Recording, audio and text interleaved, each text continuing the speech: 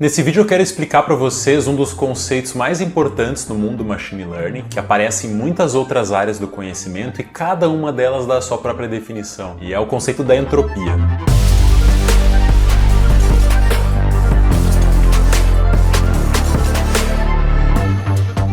A entropia, ela surge muito nesse universo da inteligência artificial e do próprio machine learning, quando a gente utiliza ela para treinar modelos de classificação. Então ela aparece nos modelos de softmax regression, em redes neurais, em árvores de decisão, em modelos de árvore como um todo, em muitas funções de custo, e entender a essência, o que tem por trás dessa equação, para mim até foi um pouco difícil, porque cada lugar que eu via dava uma definição diferente, eu achava um pouco confuso de entender, até que eu vi na internet, em alguns fóruns, as pessoas definindo ela de uma forma que eu achei super interessante e eu quero trazer para vocês aqui agora. Então eu vou começar explicando entropia através do conceito de surpresa. Imaginem vocês que a gente cria três caixas, caixa número 1, número 2 e número 3. Em cada uma delas a gente coloca quantidades diferentes de bolas azuis e vermelhas. Na primeira eu coloco 6 bolas azuis e uma bola vermelha, na segunda eu ponho 4 azuis e 2 vermelhas e depois eu ponho as duas iguais, 3 com 3. Eu quero perguntar para vocês, sabendo da quantidade de bolinhas que tem em cada uma delas, quão surpreso a gente ficaria se a gente tirasse uma bola azul?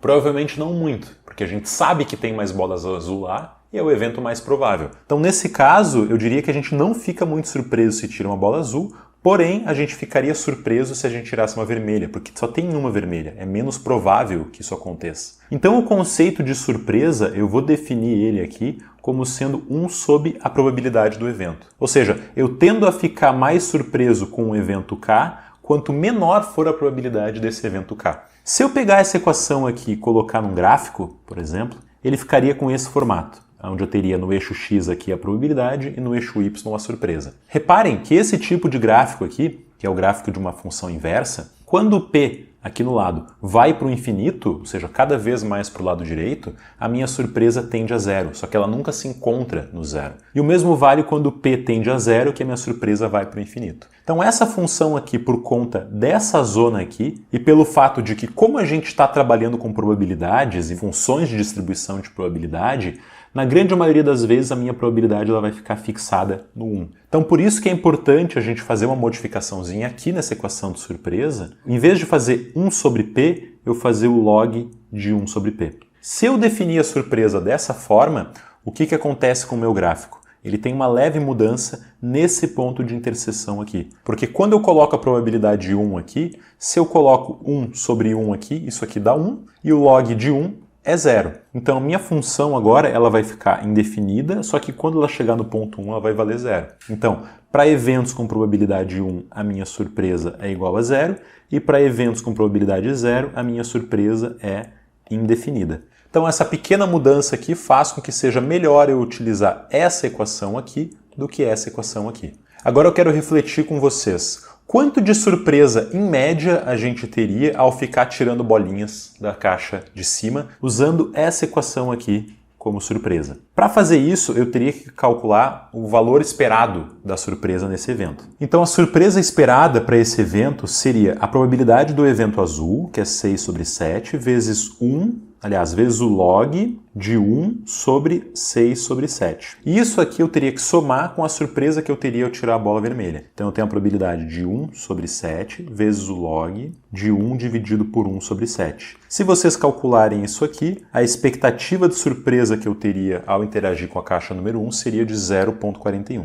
Usando esse mesmo conceito, eu poderia calcular a surpresa para a caixa número 2 e para a caixa número 3. Eu teria que a caixa 2, o valor seria 0,63 e para a caixa 3 eu teria de 0,69. E é exatamente isso que é a entropia. A entropia, do ponto de vista da surpresa, é a expectativa que eu tenho de surpresa para cada interação que eu tenho com esse evento. Quão surpresa eu fico com cada um dos resultados do meu evento. Então eu poderia colocar essa definição da seguinte forma. Seria o somatório da probabilidade do evento I vezes o log de 1 sobre a probabilidade do evento I. E eu faço isso para cada um dos eventos que eu tenho, supondo que eu tenha N eventos. Essa aqui é a entropia. E vocês provavelmente devem conhecer a entropia de uma outra forma. Talvez tenham sido apresentado como sendo menos o somatório de P de x vezes o log de P de x. Só que, na verdade, essa equação aqui de cima e essa equação aqui de baixo são a mesma. Basta a gente aplicar os conceitos de log.